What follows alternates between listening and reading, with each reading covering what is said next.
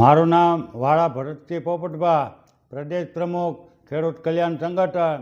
અત્યારે અમારી 10-15 વર્ષથી માગણી છે અને સરકારના આંકડા પ્રમાણે અને સરકારના તંત્ર ખેતીવાડીના આંકડા બતાવે છે કે ગુજરાતની અંદર ખેડૂતોનો જો કોઈ મુખ્ય પાક હોય તો એ કપાસ, સિંગ અને શિયાળુ ઉનાળુમાં ડુંગળી તેમજ દૂધ, આ 4 ખેતી પાકો અને દૂધના વ્યવસાય સાથે ખેડૂતો જોડાયેલા છે.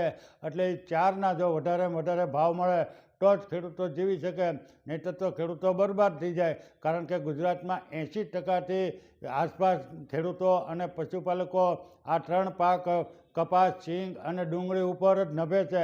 તેમજ દૂધ પણ એટલો જ વ્યવસાયમાં છે. એટલે આના ભાવ જો ડબલ થાય તો જ અત્યારે ખેડૂતો જીવી શકે એમ છે. અને એમાં પણ સરકાર જો ધારે તો આ બધું જ કરી શકે એમ છે. અત્યારે અમારી સીધી જ વાત છે કે સરકાર બહારથી જે કપાસની આયાત કરે છે અને કપાસ મોટા પ્રમાણમાં ભારતમાં લાવે છે એ બંધ કરે અને ટેક્સટાઇલ એટલે કે કાપડના મિલો છે, ઉદ્યોગ છે, એને મોટા પ્રમાણમાં સબસિડી કે સહાય જાહેર કરે.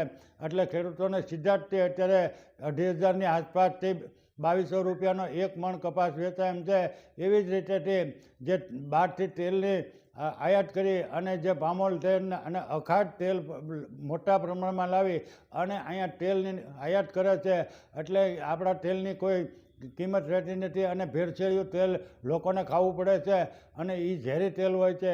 એટલે જો એ આયાત તેલની ને કપાસની બંધ કરે તો સિંગના પણ અત્યારે 2,000 રૂપિયાની આસપાસ ખેડૂતોને ભાવ મળી રહે એમ છે.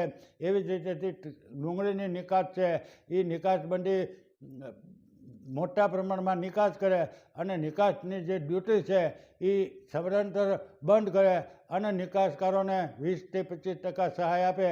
અને રેલવેના વેગેનો મહુવા, ભાવનગર, ગોંડલ, અમદાવાદ વગેરે જે યાર્ડો છે એને રોજ રેલવેના વેગેનો આપે અને સરકાર મફત આપે.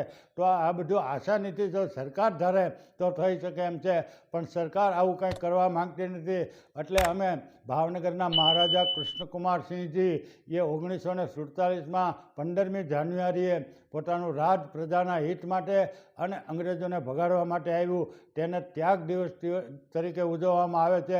એટલે 15મી જાન્યુઆરી 15/1/2025ને બુધવારે સવારે 10 વાગે અમે ભાવનગર માર્કેટિંગ યાર્ડમાં એ ખેડૂતોનું જબરું સ્નેહ મિલન રાખવાના છીએ અને એની અંદર ભાવનગરના મહારાજા કૃષ્ણકુમારસિંહજીને મરણોત્તર ભારત રત્ન સરકાર આપે એવી એક માંગ કરવાના છીએ.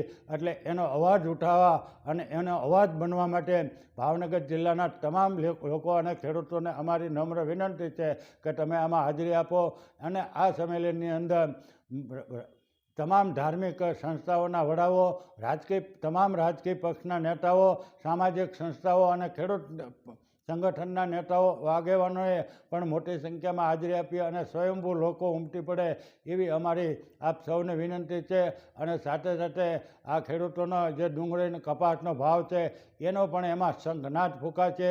સરકાર જો આ થોડાક દિવસની અંદર આ વાત નહીં સ્વીકારે તો 15 તારીખ પછી આપણે જોયા જકા પ્રોગ્રામ કરવું એવું પણ એ 15મી જાન્યુઆરીએ એલાન થશે.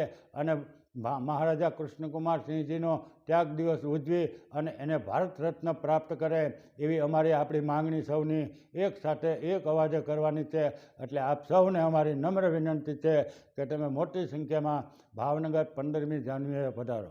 જય હિન્દ, જય ભારત.